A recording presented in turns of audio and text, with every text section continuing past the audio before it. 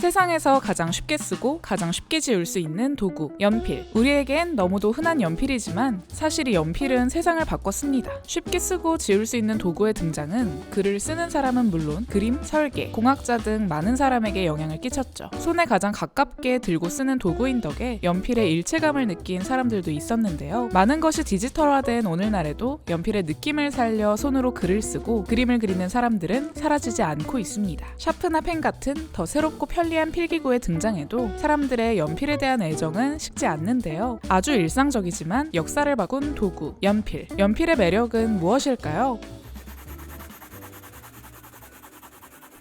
사실 본격적으로 연필이 쓰이기 시작한 건 200년 정도밖에 되지 않습니다. 연필이 등장하기 전까지 사람들은 여러 재료를 사용했는데요. 이 붓은 페니실룸이라고 불리던 그리스 로마 시대의 붓입니다. 연필의 조상격 필기구로 연필의 이름 역시 페니실룸에서 따왔죠. 짐승의 털을 가지런히 다듬어 속이 빈 갈대 속에 끼운 형태를 하고 있는데요. 오늘날의 현대 연필과 모양새는 비슷하지만 사용 방법은 붓과 더 비슷했습니다. 하지만 페니실룸은 그림 그리기에 적합하지 않았습니다. 털이 갈대에서 빠져나오거나 쉽게 물감이 말랐기 때문인데요. 이후 예술가들은 새의 깃털을 활용한 깃펜을 사용하기 시작합니다. 하지만 이 깃펜에도 엄청난 불편함이 따랐습니다. 우선 깃펜을 사용하기 위해서 펜 끝을 뾰족한 총 모양으로 깎아야 했고 잉크가 마를 때마다 새로 잉크를 찍어야 했으며 써둔 그림이나 글씨가 번지는 것을 막기 위해 종이 위에 파우더를 매번 뿌려주어야 했죠. 깃펜을 사용하려면 필요한 도구가 많았기 때문에 이동하는 중에 메모나 스케치를 한다는 건 상상할 수도 없는 것이었습니다. 뿐만 아니라 한 번 그린 그림은 수정할 수도 없었죠. 하지만 깃펜은 수천 년간 예술가들에게 사용되었습니다.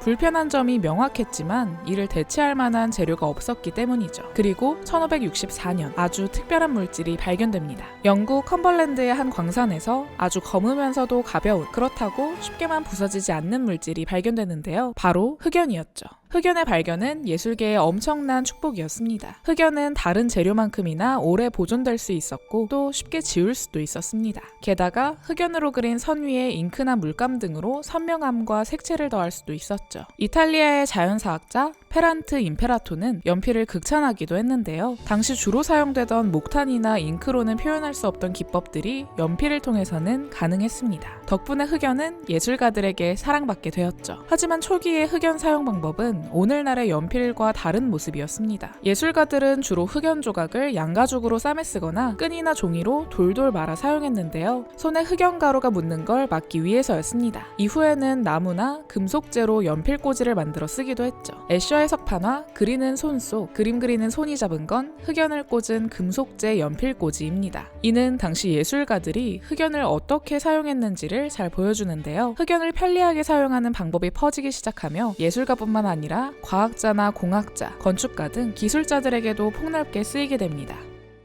당시 사용되던 흑연에는 하나의 공통점이 있었습니다. 모두 영국산이었다는 점이죠. 흑연은 고대 이집트에서 처음 발견됐고 이후 여러 지역에서도 종종 채굴됐는데요. 그림을 그리거나 글을 쓰는데 활용할 만한 질 좋은 흑연은 영국에서만 채굴되었습니다. 흑연 사용이 점점 일반화되고 영국산 흑연의 인기와 명성이 높아지자 이를 훔쳐 팔려는 도둑들이 생겨나기 시작합니다. 이윽고 흑연은 보호해야 할 자원이 되었죠. 이에 영국에서는 흑연 채굴을 엄격하게 규제합니다. 관련 법을 만들어 도둑들을 처벌하기도 했죠. 당시엔 좋은 흑연의 조건이 있었습니다. 균일한 굵기에 선이 그어질 것, 종이가 찢기거나 더러워지지 않을 것, 광택이 나지 않으며 검은색이 진하고 선명하게 보일 것, 그리고 영국산 흑연은 이 조건을 모두 충족했죠. 그간 사람들이 사용했던 필기구와 비교하면 흑연이 주는 편리함은 충격적이었을 겁니다. 이윽고 흑연 사용은 일반인들에게까지 퍼져나가게 됩니다. 영국산 흑연은 시장을 독점하며 많은 돈을 벌어들였죠. 하지만 독점은 오래가지 못했습니다.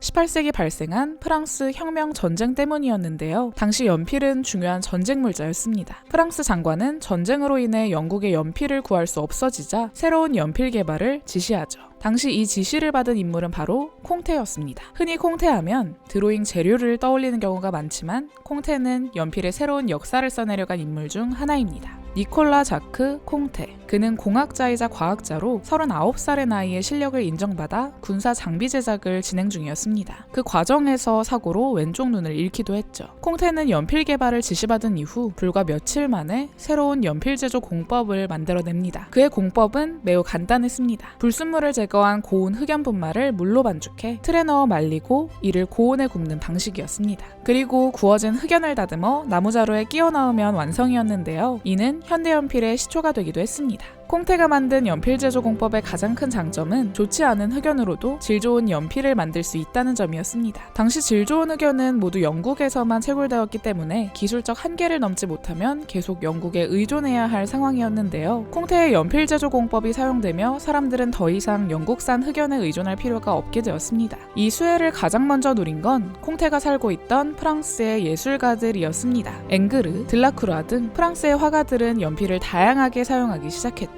연필 작업은 그 위에 물감이나 잉크 등 다양한 재료를 얹을 수 있고 얼마든 수정도 가능했기 때문에 예술가들에게 많은 사랑을 받았습니다. 이후 프랑스식 연필은 전 세계로 퍼져나가며 반 고흐, 에드가 드가 등 수많은 예술가의 작업 곳곳을 수놓았죠. 콩테의 제작법은 연필 발전에 엄청난 공을 세웠다 평가받습니다. 흑연 분말을 반죽하는 과정에서 연필의 진하기와 무르기를 설정할 수 있었기 때문인데요. 이는 당시 독점 체제를 구축했던 영국산 연필에는 없었던 강점이었습니다.